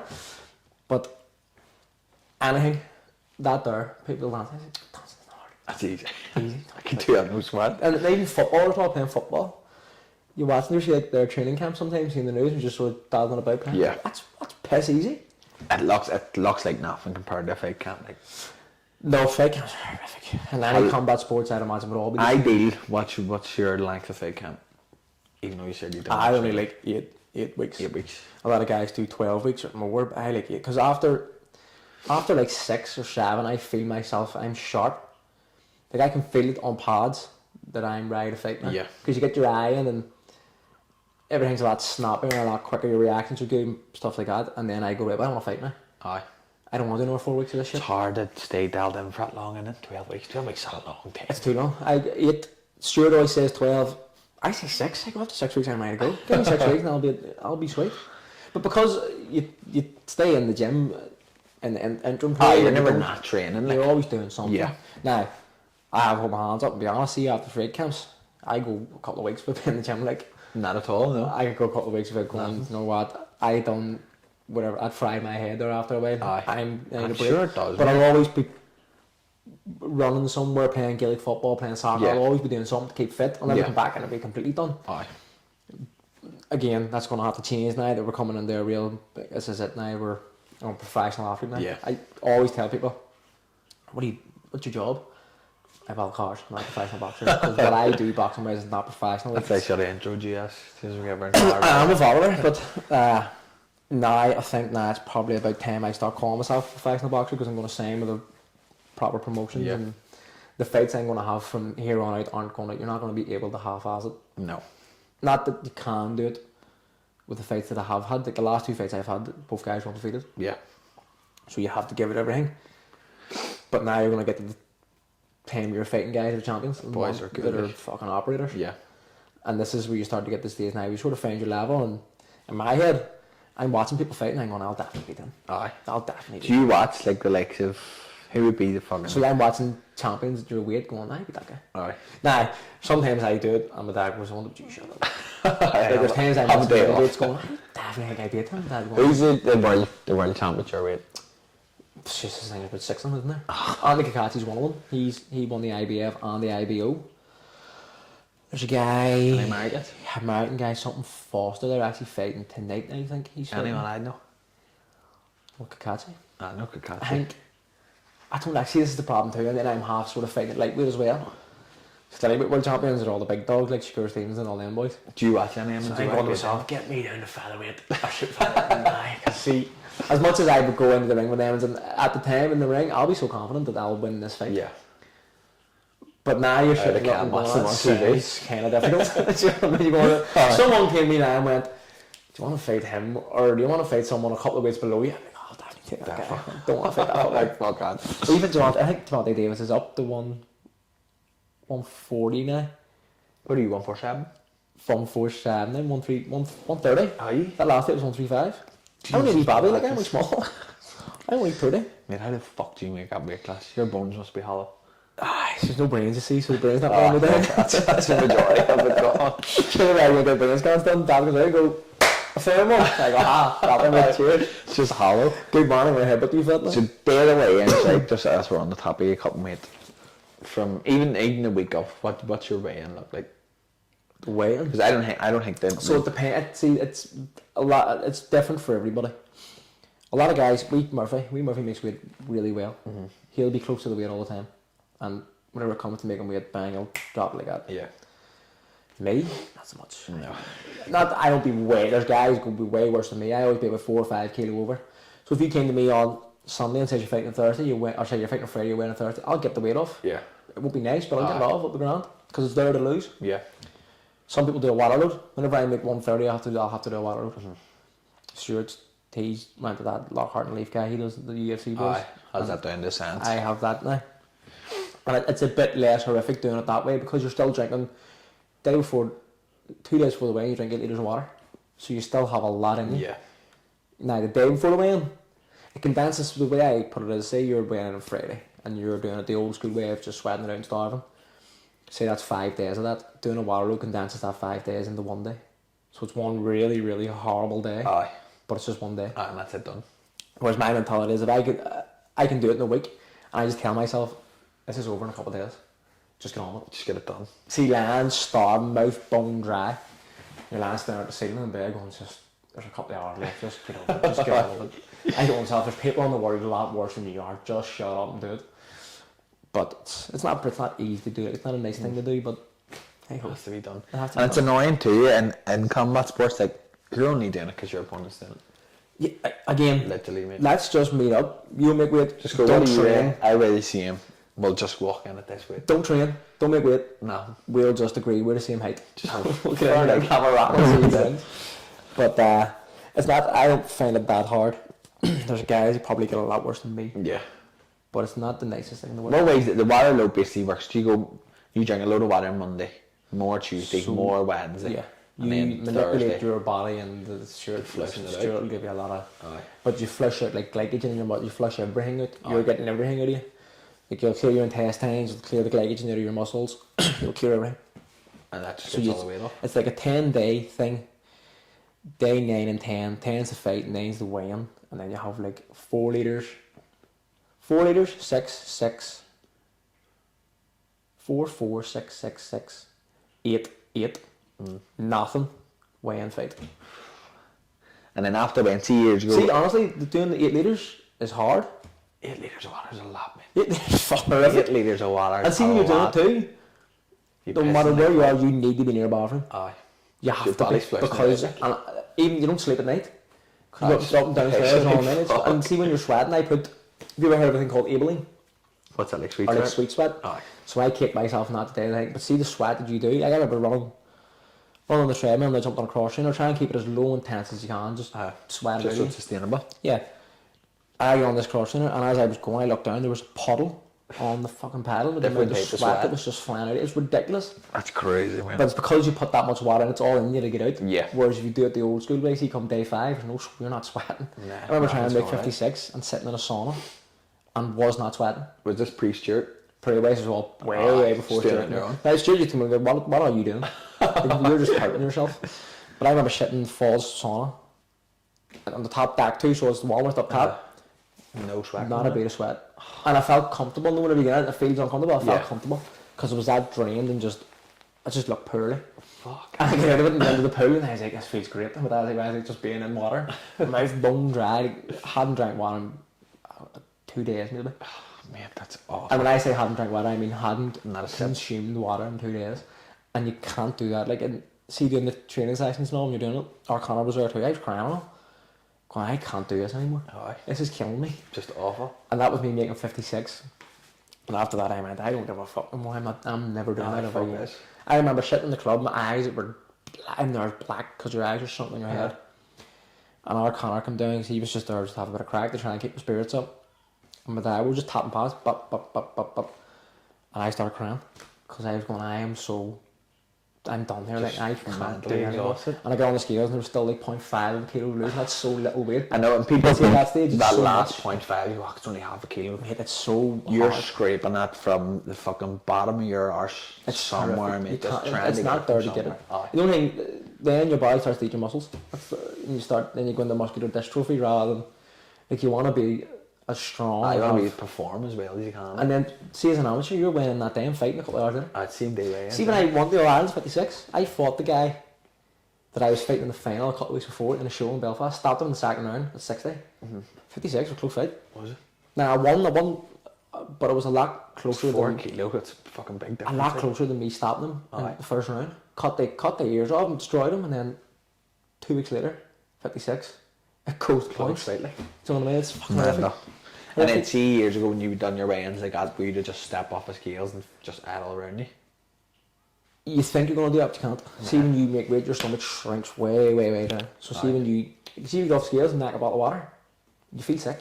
Aye. Because you consume it that quickly, your stomach, and you feel like you need to lie down and go to bed. Awful. So this is why having shirt and beer, when I get off the scales, to say just drink for the first hour, just drink water. And don't gobble it, just sip it. As much as you want to just inhale it. Aye. Don't do it, because once you do it, then you're going to stop the process of refueling. Yeah. Once you fill up and you go, I can't eat no more. And you feel sick, it's going to slow everything down. So you have wee small meals and just they gradually get bigger and bigger and bigger and bigger. But when you go to bed the night of after the weigh-in, you're lying there going, Jesus. I remember the last time I fought in Belfast, it was in Ulster Hall. And I did it and Stuart says, go to bed, when you go to bed have something, have a treat, have something nice. Yeah. Because you still want to eat clean. Yeah, you can't Because go if you start out fucking of about, you're just going to, yeah. So he says, have something nice. I remember having like a waffle or something like that there with salt on. And I'd have it upstairs and lay down. There's just, you look well. I don't feel good. And I remember lying on the floor and putting my feet up in the bed, thinking that will, for some reason that's going to help. And then I must have went to get up and that got things moving. I went in and threw up and you would swear blind. What it sounded like was someone had a bucket of water and just poured it in the toilet. No, that it all hit water. And they were like, what the fuck was that? It's like, I just projectile vomited all over this place because it's just that far too much. Oh, awful. I know, everybody probably thinks, oh, off the scales, get this, get that. It's impossible. No. You do. Everyone does think that. And if you do it, You want to. I'm going to tell you what's going to happen. You're going to gulp 2 litres of water, eat something, feel stuffed, fall asleep. Aye. And that's the process that you'll get. And then you've missed, say you fall asleep for 3 hours. There's 3 hours you've missed the refuel. Aye. It slows everything down. Like. Day of the fight, morning of a fight, what's it look like? Morning of a fight, I need to get up. You need to get up early and start eating. Start fueling for it's going to be later on, depending on what time you're fighting at. Dictates what you're going to eat. But I try and keep myself relatively active. That day? If I was to lie in bed all day and just don't try and conserve as much energy, you end up feeling sluggish and lethargic. I would get up and go for a dander, or just get up and do something. Yeah. Don't just lie and hold all day. Yeah, you see Big A General doing that, him and his big fucking crew down in about parks and whatever, and who did I see? There was somebody out there, it was a fighter, and he was fighting on the Saturday night and he went out to run on the Saturday morning or something. Stuart has us doing primer sessions to go to the gym and Do you have your big lifts and all that? Do you just one explosive work? One big solid lift of each sort of. I couldn't tell you exactly what it is. He'll know the science more than I will. But to do a primer session, we'll do like say 140 kilo deadlift or something. But you're only going to do like 1 rep 3 times maybe or something. Just like that. switch everything on. Yeah, get yourself body, get yourself primed. But I always want to do something. Yeah. Because if you sit all day and just think about the fight. Even man, if you just want to sit come and back just go, yourself. I have a fight later. What if I get beat? What if somebody knocks me out? Eventually, you're going to see when you do that, you'll go through every scenario, and in one of them, like you hear a lot of people talking about, I'll go through the fight punch by punch, and I always end up winning. In one of them scenarios, you get beat. You will in your head. There's always a wee doubt, no matter who you are, and I don't care if you're David Goggins or who you are. There's always going to be a wee doubt in there somewhere. The trick is to not let that doubt come out, but it's always going to be in there. 100%. So if you lie all day thinking about it and go through that fight 1,000 times, 999 times you are going to win, but there's going to be that one. And that some people lock on, then you're fucked. People just start panicking. I've never ever panicked before a fight. In change rooms, I'll walk up and down, I'll fuck about, I'll put music on, I'll laugh and slag. You wouldn't think I'm fighting, and then you switch on and start hitting pads, and then that's when everything goes quiet, and you start lasering and focusing. But up until that time, don't worry about it. That's one thing I do, man. I see, like, and your fucking self-beliefs, like something I've never seen before. Like, you could tell me you're fighting King Kong next week, and I go, "Jing, you beat him." You go, and I go, "I think he is maybe." Yeah, and I've been like that with everything I do, no matter what it is, and I always will be. Because see, if you don't believe in yourself, you're fucked. Because if Colin doesn't believe in Colin, then no one, who the fuck else is? Exactly. If you can't go out and tell someone, I think I can do this, they're not going to go, I think you can do it too. If you walk in and someone like, I can't do that there, they'll go, you're probably right. So even getting into the fight, like, even that wee one voice saying, "What if you could beat here?" Like, with your self belief, a lot of people probably think you don't get nervous before a fight. Do you? Explain nerves. What do you mean by nerves? Just like, and it is hard to explain. Like, and it's a very broad fucking statement. Nerves would look like excitement almost. Yeah. We'll go, fuck, Jesus Christ, here we go, this is happening now, so what is it now, we're getting here, like that. I would never be going, oh fuck, Jesus, this is... I like flat. I would never ever panic. No. I would always make fun of it. My way of coping with things like that is always to make fun of anything. Yeah. Oh, fuck, here we go now. And I remember my last fight, the guy who had in overweight. Do you want to fight? Don't give a fuck, whatever, sweet, we'll fight. And he walked to the ring first and had no like wee ring jacket on. He took it off. I was like, what the fuck have I done with him? In the corner laughing, I go, fuck me, what the size of him? But in my head, I was actually going, Jesus, he looks big. But we just made a laugh of it, and then bomb went to work, and then that was it. The way I look at it is, whenever I'm fighting, whatever's going to happen is going to happen. Yeah.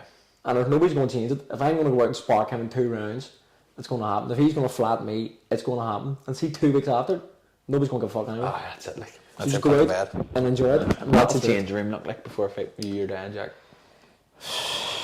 Me pacing up and down because I can't set a pace.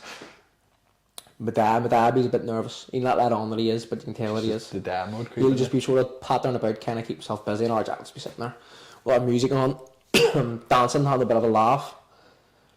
And I'll just sort of go through the motions of warming up and then put the gloves on, start rattling pads. And so that's whenever it all starts to get scary, you know, that's whenever it starts to get like... That's when everyone starts to go, oh, right, because you're starting to bang pads, and you actually start to feel yourself getting a wee bit angry and a wee bit. That's how long before the fight do you in the team? Usually like 2 or 3 hours. But you're just fucking about. You go in there in 2 or 3 hours and you set your stuff out and you sort of down there about the place, go look at the ring and just patter about and do bits and pieces, and then I'll sort of start just in my normal clothes. I'll start pacing up and down and sort of loosening up a wee bit. Then I'll put shorts on, put the boots on. Start doing an actual sort of warm up. How long before the fight's a proper? When you start hitting pads before a fight? By an hour? Not even half an hour. Half an hour. Put the gloves on, tape them up, because when you're at that level of fighting, people have to watch you wrap your hands and all. So you are sometimes waiting on people coming in. I remember the boards to watch, and one of his teams to watch to make sure that everyone's happy. So you'll sit and do that. That takes that tank doing your wraps, time consuming. But you're just fucking about doing that. Then he goes and you sort of start to get up, and that's when you start to get changed and do your actual sort of warm up. Then they'll come in again, watch you put the gloves on, watch you tape the gloves up, and then you've about half an hour to start banging pads. And that's it. And when I say banging pads, it's 6 punches, have a bit of a dander about. There's nothing too strenuous. I like to do a bit where I like to get my heart rate up before I fight, because I feel if you don't get your heart rate up to that point, at some stage during the fight, do you ever get when you do, if you were to go out and do like a 5k quickly, after 2 or 3k you start to feel yourself like, I'm a bit fucked here, and then you'll get your second wind. Yeah. I like to get to that stage early doors so I don't feel... You hit your second wind as you're starting. I don't like to feel tired at any stage during the fight, if that makes sense, so I like to get myself up to the point where your heart's beating quite quickly. Wee bit of a sweat. Yeah. And I will do that naturally anyway. You're going to get, like if you could bang one of them whips on, as you're walking to the ring, your heart rate will be well up. I'd be flat. Even though you're not nervous, your heart is still going to be. And then what ways ago does somebody come in, just go, right, James, let's go. You've got 2 minutes here. Just come on, and they'll pull you out and go, let's go, we're walking. And then every time you're walking, you'll see the guy you're fighting in front of you. Aye. And then he'll do his walk. Car. Yeah. I did it. My last fight I did it, I was thumping my glove to guy as hard as I could. Speaking about just to scare the hell out of him. And I probably didn't need me, probably one of those, he did hear that. Because I'm breaking his knuckle. Beating the rest of myself. But that last one, I remember, it was only, the Odyssey was halved. We only did half the Odyssey, and I remember walking out, and I was looking about going, fuck, this is kind of cool, I'm on the ice here. And you were looking about, and then you went into the Odyssey, and that's when all the lights and all were. Then you felt like an idiot, because everyone's going, come on James, let's fucking go here, we're waiting on the music. I'm just sitting at the side of everything, like, there's a photo of us all sitting, just sort of looking at one another. And then your man goes, right, that's you, you're in, let's go. And you have to jump in. And then that's it. History. There's a fly, see that transition from warming up changing room. Takes forever. Does it take million years? Because you're going, just, a lot of fighters enjoy the ring walking on, like soaking in. I would sprint the ring if I could. Would you? And just go, ring the bell and let me in this fast start fight. I know. And then see when they're doing, that's one thing that fucking I hate about boxing, spicy main events now. You see the long ring announcers talk for? They're the boss. Oh my god. And it's all, and see when you're in the ring too, that's whenever everything's, your senses and all are heightened. That's, if you're a nervous person, that's where you'll crumble. Aye. Because you're going, fuck, there's no going back now. Aye, There's no getting out of this now. Where I go, fuck, here we go, lads, this is it. Aye, me now. It's fucking fight or And flight like, now. I'm sure that fucking feels like an eternity, doesn't it? Yeah, but it's mad how, see when the bell goes, everything's woof, and you're laser focused. You hear people say it, you hear fighters say It's it, like, see the noise and all, the noise goes. does it? The noise, I swear to God, That's the one that see, you actually hear the too. sound of something like underwater, it almost feels like that. It's all muffled in the background. You can hear it clear as day. And when the bell goes and you walk to meet each other in the middle of the ring, it all starts to just muffle. That's mad, isn't it? It's because Do you not hear nobody in the crowd? I hear my dad's voice Aye. because I'm used to hearing his voice so much. I think, and our Jack, And you can't hear fuck all in the crowd. You can't hear nothing in the crowd. It's because you're so High laser and focused scenes, on. that, like. I think your senses be so heightened on what you're doing here Yeah. that you forget all about this. Aye, you switch off. It's the best way I can explain it is the sound of like something underwater. It's all dead Just and saying muffled. Yeah. Isn't that nuts? Like that's it's such a weird state of consciousness. But I'm sure it's addictive as fuck, is it? It's addictive. See the bit where everything's going well and you're laughing and it's fantastic. That's the best that's the feeling in the feeling. See whenever people retire and can't let it go, that's what they're chasing. Aye. That bit there. No one likes the fucking training camp. No one likes to make you great. But see the bit where you're in fighting and you feel like it's going well. Aye. See the best feeling. That fight there. Your man's on the left hook and I rolled underneath it and he fell under the corner. And I walked out the middle of the ring and I remember going, that is the best feeling in the world. Aye. So I'm standing like this and he swung and I just dipped underneath it and he came over the top, hit the corner. I had to turn round to me standing in the middle of the ring looking at him. And I'm going, that's what you're chasing. See things like that, that emotions feeling. like that, and then obviously Even your reaction to the knockout there and then, like, was that just natural? That just I genuinely went, oh fuck.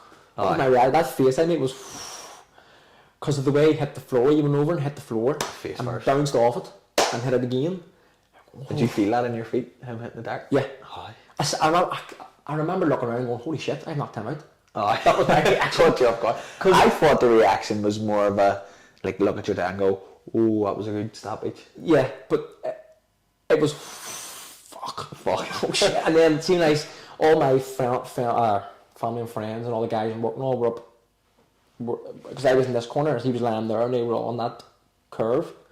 They were all going boogaloo, shouting, who are you? To your man, and I was going, stop. Because I looked at him and he was lying. He was trying to get up and his arm was underneath his body and all, and I could see the worry in his coach's face, and then I panicked.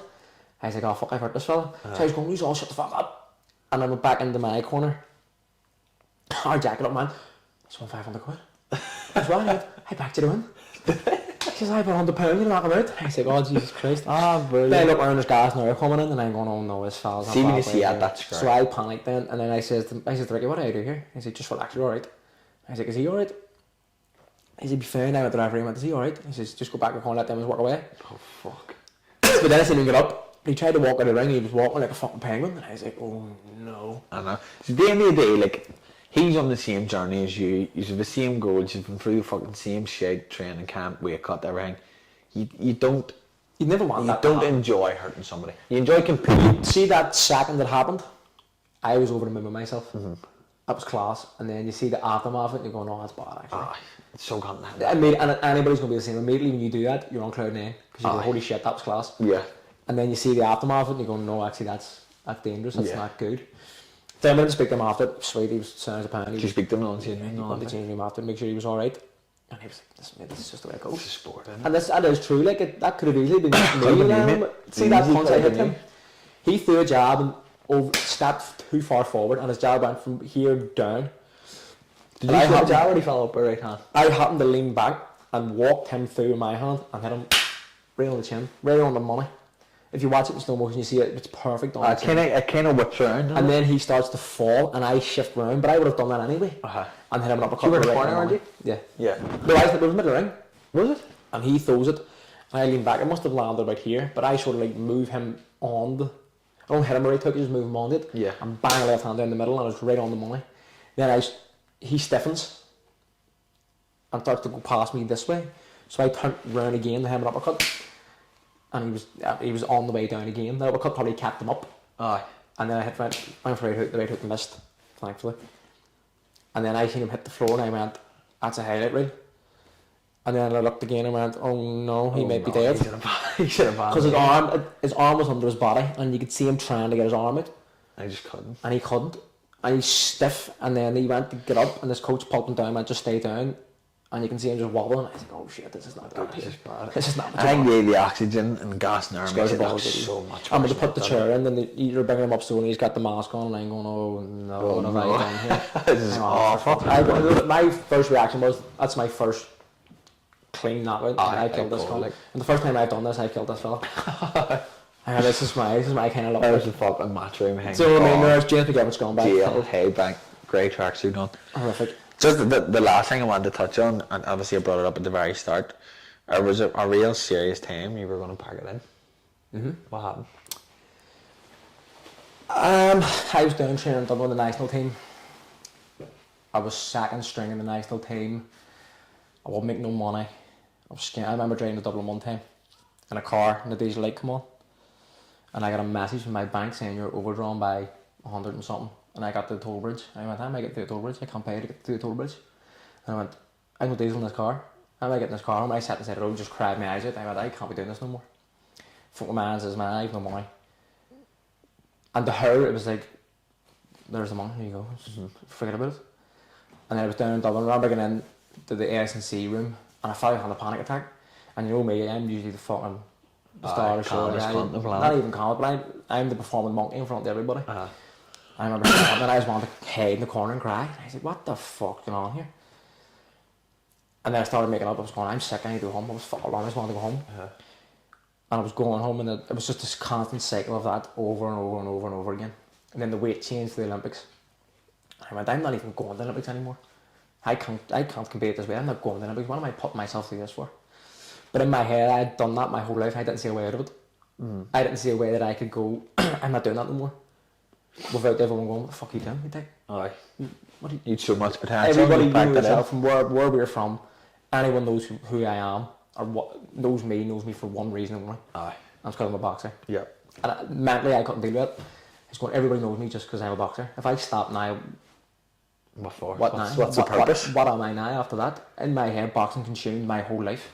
I ended up in a real bad mental state, real bad. I won't come in a room and I was getting real bad. Did you ever drink or drugs or anything?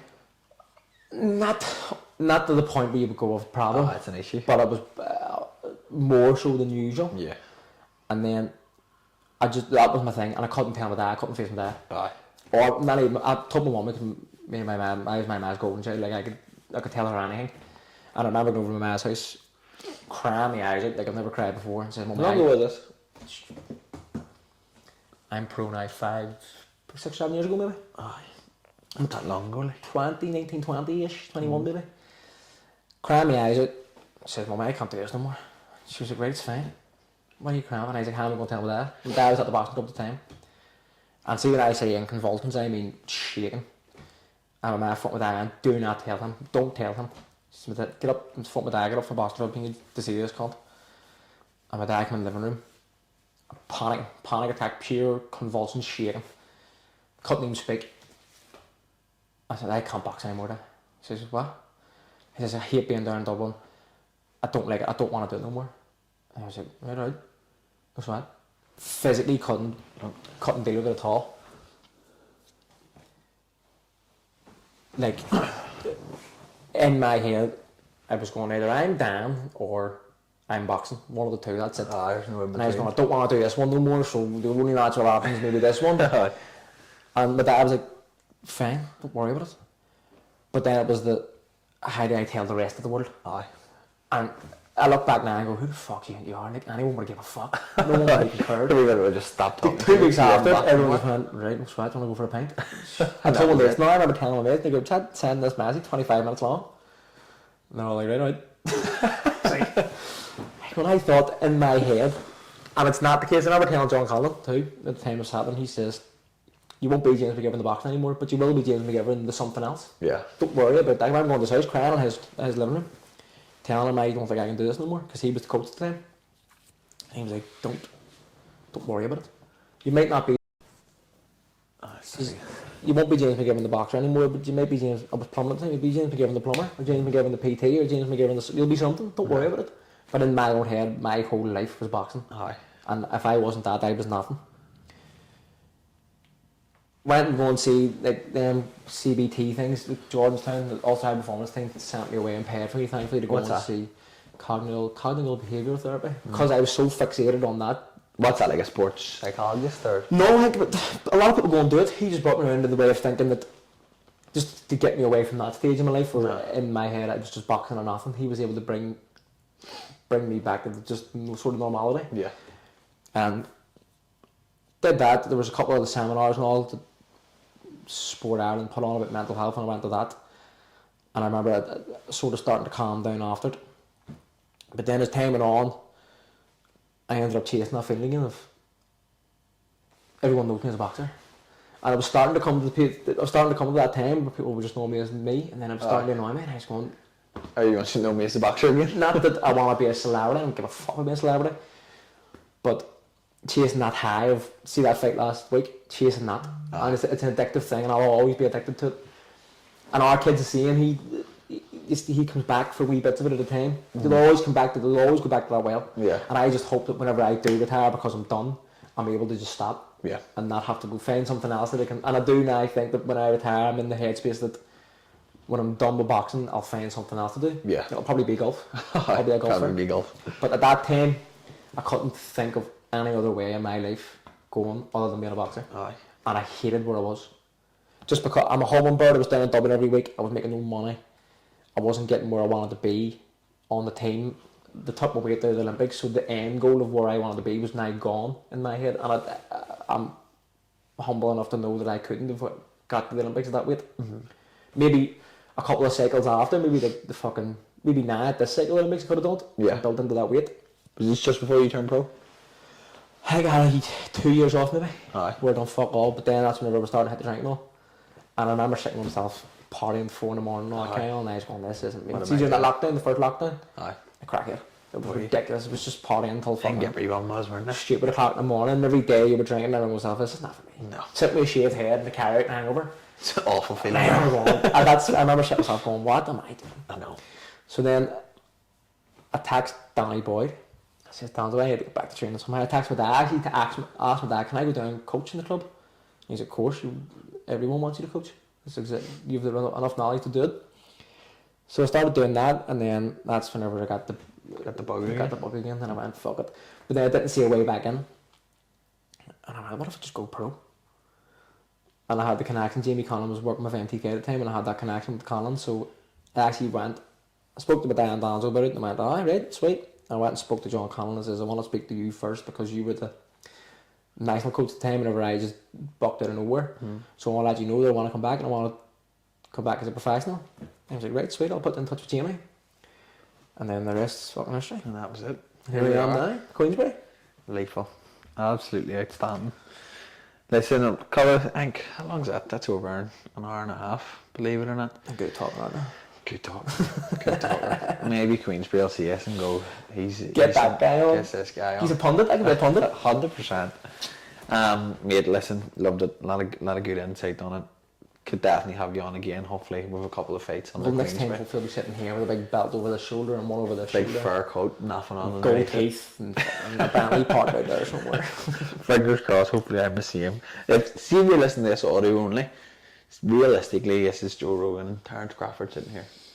Might not see it. No, I would actually prefer to be Joey Diaz. That's what I would like to be. That's a dream, it's my isn't end goal in life. That is a dream. Once you retire, mate, Yeah. up to about fucking 110 70 kilos. kilos. Smoking joints like fuck and Yeah. just talking. That's where I'm going to go in the end. That's a goal, isn't it? Listen, thank you. Like, subscribe to all the socials. I'll put James' socials in the description. I got a blue tick now. Did you? Got a legit blue tick too. So I was in Scotland. You didn't pay for it. Scotland doing this, and my mate Taylor got one. And I was like, "You're a waffle boss. You pay for it?" He's like, "I promise you didn't." So then I was like, "I'm a Queensbury and all that. If I no way you can go and like apply to send all these fucking like articles and shit like that." So I started sending all the Queensbury ones and put the phone down. My missus with me, and we were just sitting there. My sister phoned me. I went, "Did you pay for blue tick?" And I got me tick. And he goes, "No." She went, "Well, you've got one." It's snow plane. I won the lottery. You made it. Big blue tick on Instagram and all. That's mad. People paying for them, isn't it? I can see why some people do it because Same. People take you more serious with Yeah, for of no course. reason whatsoever. Yeah. It's just the times of Yeah. year, like. But you got it proper. But yeah, I'll wrap it up here. Subscribe to the YouTube channel if you haven't. Like, comment, whatever you do on YouTube. Subscribe to Spotify if you're listening to audio only. And next time James is fighting, you have to tune in now. If you're a Chatterbox fan, you're not a James McGivern fan. So yes, that's us. Good man. Sorted, bro. Appreciate it. Thank you very much.